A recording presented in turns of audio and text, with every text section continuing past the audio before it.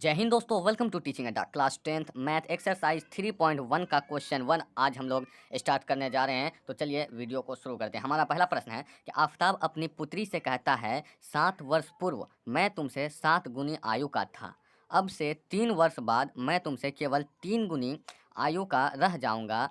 क्या यह मनोरंजक है? मतलब ये आउटी एक्स्ट्रा दिया है। और इसके बाद है इस स्थिति को बीजगणितीय एवं ग्राफीय रूपों में व्यक्त कीजिए। अर्थात मतलब इससे दो समीकरण बनेगा। इससे इसमें दो कंडीशन है। पहला कंडीशन ये है, पुत्री से कहता है 7 वर्ष पूर्व मैं तुमसे 7 गुनी हो जाऊंगा। पहला कंडीशन यहाँ से यहाँ तक, मतलब इससे एक समीकरण बन जाएगा। और अब से 3 वर्ष बाद मैं तुमसे केवल 3 गुनी आयु का हो जाऊंगा, मतलब इससे एक दो समीकरण निकलेगा। और दोनों निकलने के बाद उसको बीजगणितीय ग्राफीय रूप में सजाना है। उसका आयु, वर्तमान आयु नहीं निकालना है, बल्कि उसको ग्राफ में बैठाना है। तो चलिए इसको हम सॉल्व करते हैं। हमें इसमें एक चीज़ मानना होगा। सॉल्व हम मान लेते हैं कि माना आफताब का वर्तमान उम्र, वर्तमान आयु,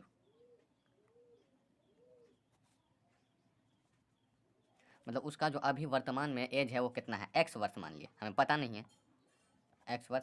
तथा उसकी पुत्री का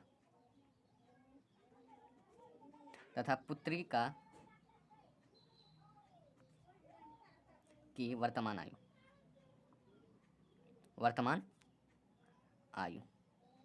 बराबर y वर्ष। अब यहाँ पे देखिए क्या कहता है कि आफताब अपनी पुत्री से कहता है 7 वर्ष पूर्व, यानी कि 7 वर्ष पहले की बात है। तो अब दोनों में हम 7 वर्ष पहले लगाएंगे। तो क्या होगा, 7 वर्ष पूर्व आफताब की 7 वर्ष पूर्व आफताब की आयु लिखते हैं यहाँ पे। इसीलिए 7 वर्ष पूर्व 7 वर्ष पूर्व आफताब की आयु। पूर्व, पूर्व मतलब होता है पहले। तो अभी अगर x है तो पहले यानी कि माइनस हो जाएगा। पहले तो x है और 7 वर्ष पहले तो -7 हो जाएगा। पूर्व जब भी रहे वहाँ पे माइनस होता है, बाद रहे तो प्लस होता है, पश्चात रहे उसमें भी प्लस होता है। ठीक है, अब क्या होगा देखिए। अब तो इसका 7 वर्ष पूर्व इतना हो गया। तो अब उसकी पुत्री का 7 वर्ष पूर्व, 7 वर्ष पूर्व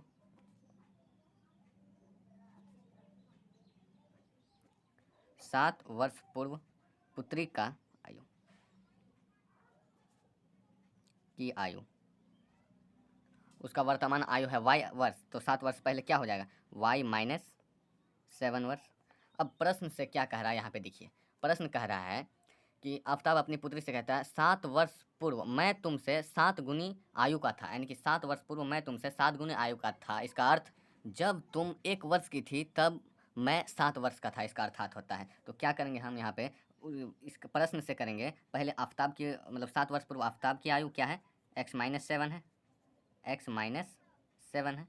यहाँ पे वर्ष दे देंगे, दोनों में वर्ष, और इसमें भी वर्ष दे देंगे। तो आफताब की आयु बराबर में किसकी आयु, y-7, यानी कि 7 वर्ष पूर्व उसकी पुत्री की आयु। तो क्या कह रहा है प्रश्न से कि आफताब अपनी पुत्री से कह रहा है कि 7 वर्ष पूर्व मैं तुमसे 7 गुनी आयु का था, यानी कि मैं तुमसे 7 गुनी आयु का था। कितना गुना, 7 गुना आयु, 7 गुना अधिक वर्ष था मेरा। प्रश्न से यही कहता है, मतलब जब x और y का मान निकल जाएगा ना, और x के जगह इसमें बैठाएंगे और y के जगह इसमें बैठाएंगे और इससे 7 गुना करेंगे तो बराबर होना चाहिए। अगर बराबर हुआ तो सही है, नहीं हुआ तो गलत है। इसमें हमें x और y का मान निकालना नहीं है, क्योंकि उसको जब समीकरण निकल जाएगा तो उसको हमको इसमें बैठाना, किसमें, ग्राफ में। तो अब क्या करेंगे, इसको सॉल्व करते हैं। कैसे सॉल्व करेंगे, x-7 तो वैसे ही रहेगा बराबर 7y माइनस 7-7 49। अब क्या करेंगे देखिए, x है, x माइनस ये प्लस इधर आएगा तो -7y बराबर में है माइनस का 49, और ये माइनस इधर आएगा तो +7। अब क्या करेंगे देखिए, इसमें 7x-7y बराबर 49 में 7 जाएगा तो माइनस का 42 आ गया। ये हो गया हमारा समीकरण फर्स्ट। अब समीकरण दूसरा में सेकंड कंडीशन में दिखेंगे और उससे समीकरण दूसरा निकालेंगे। तो चलिए निकालते हैं। सेकंड कंडीशन में है हमारा कि अब से 3 वर्ष बाद मैं तुमसे केवल 3 गुनी आयु का था, मतलब अब से 3 वर्ष बाद मैं तुमसे केवल 3 गुनी आयु का रह जाऊंगा। मतलब 3 वर्ष बाद का बात चल रहा है, इसीलिए हम दोनों का 3 वर्ष बाद में कितना आयु होगा वह उसको हम निकाल लेते हैं। यहाँ पर लिखेंगे हम पुनः प्रश्न से,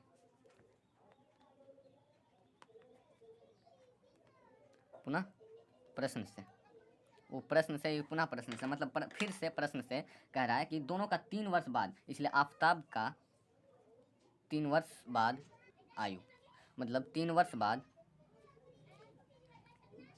3 वर्ष बाद आफताब का आयु बराबर बाद मतलब प्लस होता है, आज से 10 साल बाद, बाद मतलब प्लस होता है, यानी कि x है तो 10 साल बाद तो x प्लस 10 हो जाएगा, इसलिए 3 वर्ष बाद बोला है तो x प्लस 3 हो जाएगा हमारा। ठीक है, अब 3 वर्ष बाद पुत्री का आयु बराबर हो गया y प्लस 3 वर्ष, दोनों में वर्ष हो जाएगा, इसमें भी हमारा वर्ष हो जाएगा। अब इसमें बैठाते हैं, कह रहा है फिर प्रश्न में कि अब से 3 वर्ष बाद मैं तुमसे केवल 3 गुनी आयु का रह जाऊंगा। इसीलिए क्या कह रहा है कि अब से 3 वर्ष बाद, मतलब 3 वर्ष बाद का बात चल रहा है, x प्लस 3 बराबर y प्लस 3, ओ सॉरी यहाँ पे पुनः प्रश्न से नहीं होगा, यहाँ होगा पुनः प्रश्न से, पुनः प्रश्न से होगा। अब से 3 वर्ष बाद मैं तुमसे केवल 3 गुनी आयु का रह जाऊंगा, तो मैं जब 3 वर्ष मतलब 3 वर्ष बाद मैं तुमसे केवल 3 गुनी आयु का रह जाऊंगा, इसमें जब x का मान निकलेगा और y का मान निकलेगा और इसमें बैठाएंगे तो बराबर आएगा। ठीक है, अब इसको हम सॉल्व करते हैं, चलिए क्या होगा, x plus 3 equal to 3y गुना हो जाएगा प्लस 9, यानी कि x माइनस 3y बराबर 9 माइनस 3। ठीक है, x माइनस 3y बराबर 9 में 3 गया, यानी कि 6 हो गया, इसको हम समीकरण 2 मान लेंगे। अब इससे हमें x और y का मान नहीं निकालना है, क्योंकि प्रश्न में बोला है कि सिर्फ हमको ग्राफीय रूप में व्यक्त करना है, तो इसमें ग्राफीय रूप में व्यक्त करने के लिए हमें x और y का अपने मन से मान रख के x और y का मान निकालना होगा। तो चलिए निकालते हैं हम। ये विधि में सॉल्व करने से पहले दोनों समीकरण जो हमें प्राप्त हुआ वो दोनों को लिख लिया हम। अब दोनों से, अब पहले समीकरण 1 से चलते हैं। समीकरण 1 से क्या है, समीकरण 1, x माइनस 7y बराबर माइनस 42। अब क्या करेंगे, अब x को इधर मतलब रख सकते हैं या फिर y को इधर रख सकते हैं, तो हम y को रखते हैं, यानी कि 7y माइनस का 7y बराबर माइनस 42, प्लस है तो माइनस y x हो जाएगा। ठीक है, अब क्या करेंगे, माइनस 7y बराबर, देखिए यहाँ भी माइनस यहाँ माइनस, जब माइनस हम कॉमन ले लेंगे तो 42 प्लस x आ जाएगा, तो ये माइनस और माइनस कट जाएगा, क्या करिए।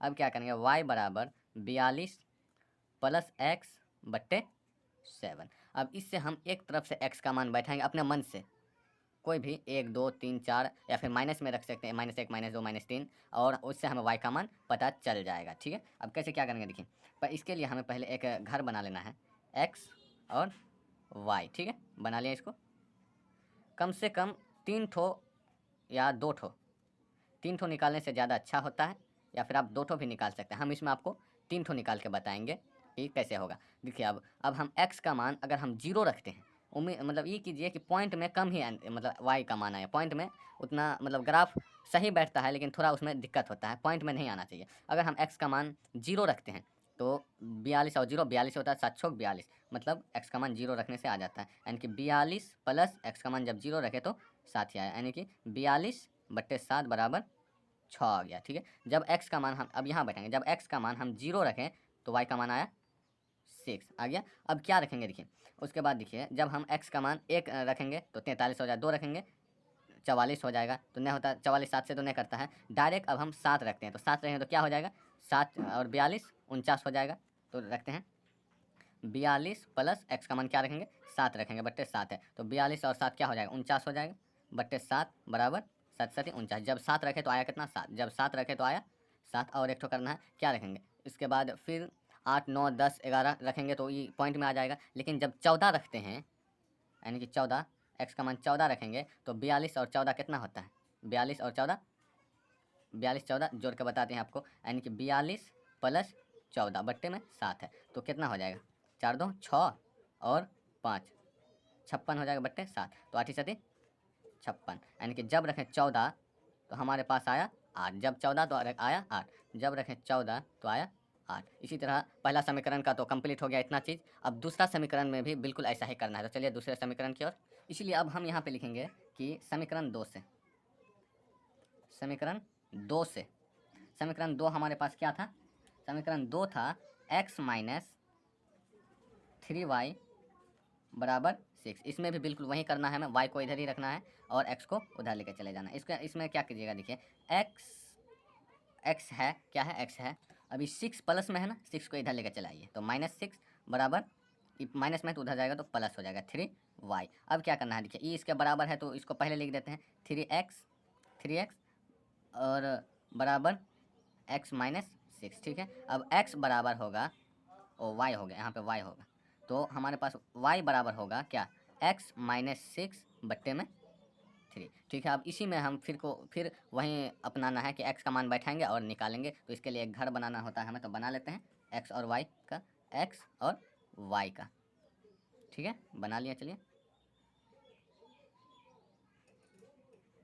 अब क्या करेंगे, x का मान इसमें बैठाएंगे। अगर हम x का मान 0 रखते हैं तो देखिए क्या होगा, फिर जब हम इसमें x का मान हमें क्या रखना है, 0 रखना है। जब हम x बराबर 0 रखते हैं तो क्या होता है, देखिए आप यहाँ पे x बराबर जब 0 रखें तो 0 माइनस 6 बट्टे 3, तो 0 और 6 ही होता है, -6 बट्टे 3 बराबर कितना आ गया हमारा, -2। यानी कि जब हम रखें x का मान 0 तो y का मान आया -2। फिर से हमें x का मान अब क्या रखेंगे, अगर 3 रखते हैं x का मान 3 तो कितना आएगा, देखिए 3 में 6 जाएगा तो -3 आ जाएगा, तो रखते हैं x का मान 3 रखते हैं, तो 3 माइनस 6 बट्टे 3, तो 3 में 6 गया तो -3 बट्टे 3 बराबर -1। तो हम जब x का मान 3 रखें तो y का मान आया -1। अब क्या रखें, अब 6 रख के देखते हैं, x का मान जब 6 रखेंगे तो 6 माइनस 6 बट्टे 3, तो 6 में 6 गया 0 बट्टे 3 बराबर 0। 0 को किसी संख्या से भाग देंगे ऐसे तो 0 ही आएगा, इसीलिए जब रखें हम 6 तो y का मान आया 0। अब देखिए दोनों हमें प्राप्त हो गया। अब इसी चीज़ को हम ग्राफ में बैठाएंगे, तो चलिए बैठाते हैं।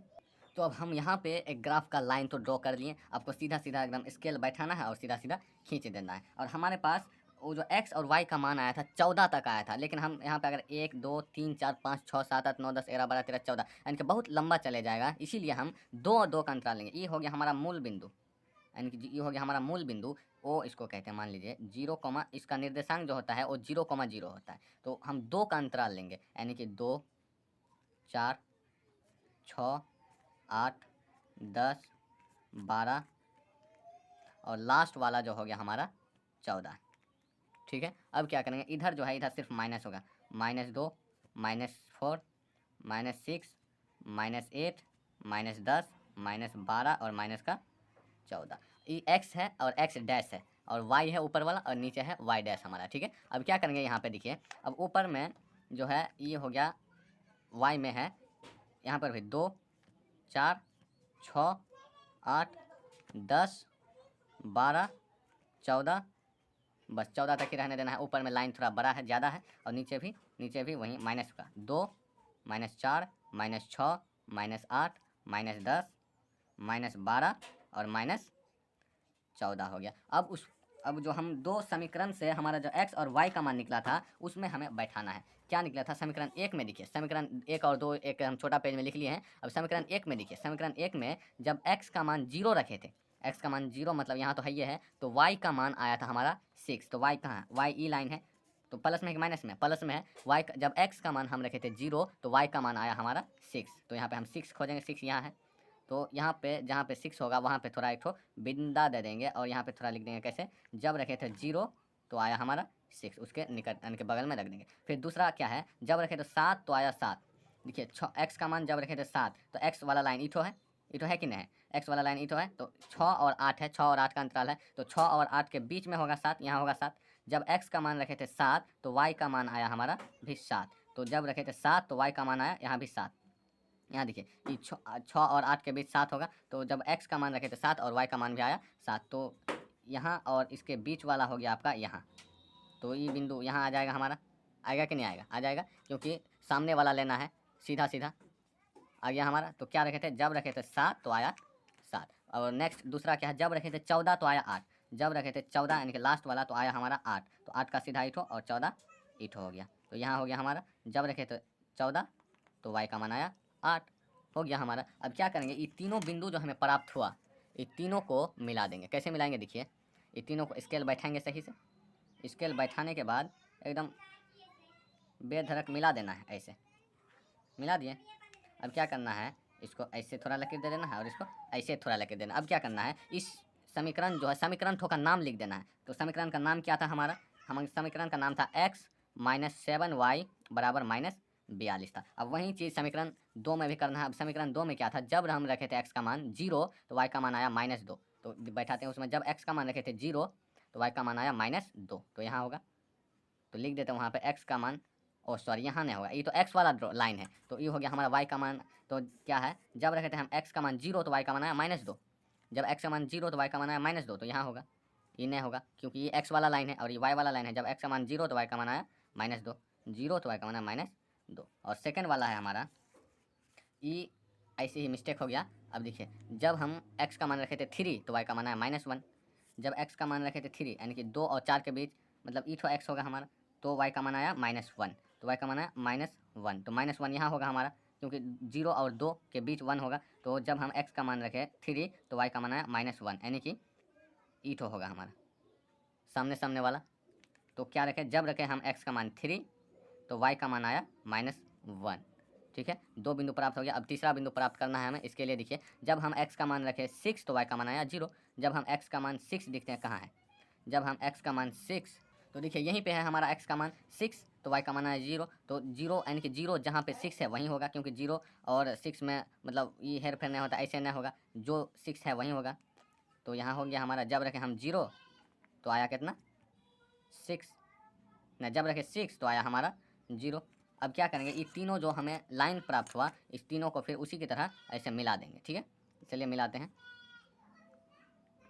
सीधा ऐसे ही मिला देंगे, हम मिला देंगे। फिर उसी की तरह इसका भी नाम लिख देंगे। नाम क्या था समीकरण का, x माइनस 3y बराबर 6। और हमारा बहुत ही आसानी से दोनों का दोनों समीकरण लाइन खींच दिए। अब क्या होगा देखिए, अब ये एक प्रतिच्छेदी होगा, जो लाइन दो ठो खींचे हम, ये एक प्रतिच्छेदी होगा। तो क्या हो गया, प्रतिच्छेदी आंसर हो जाएगा। क्यों, क्योंकि ये ऐसे जा रहा है और ये इधर वाला इधर जा रहा है, मतलब कभी ना कभी तो मिल जाएगा। तो यही हो गया हमारा आंसर। उम्मीद करता हूँ यह वीडियो आपको काफ़ी आसानी से समझ में आ गया होगा। इसी बात पर इस चैनल पर अगर आप नए हैं तो चैनल को सब्सक्राइब कर दें और वीडियो को लाइक कर दें। धन्यवाद।